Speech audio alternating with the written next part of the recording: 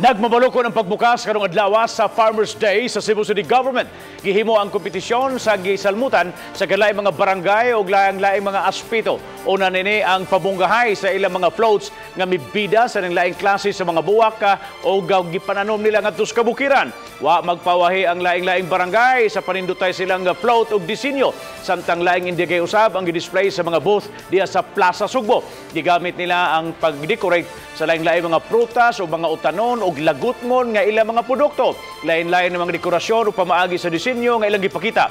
Lakip nini ang pamaagi sa urban gardening o pagpananom bisan sa urban areas o dinhi mismo sa syudad ang kuwang o yutak. Sa Flower Festival pa iyahang name 2000 way back 2009. And this year mo ni siya ron pinakadaghan nga entrante so far.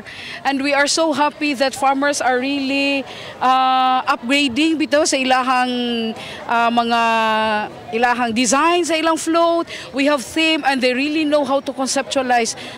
Even our own people diri sa syudad, wala sila kahibaw, hindi ba? That we have so much to see in the mountains. So hopefully this will be an eye-opener for all. And to encourage ang taga-Bukidnon.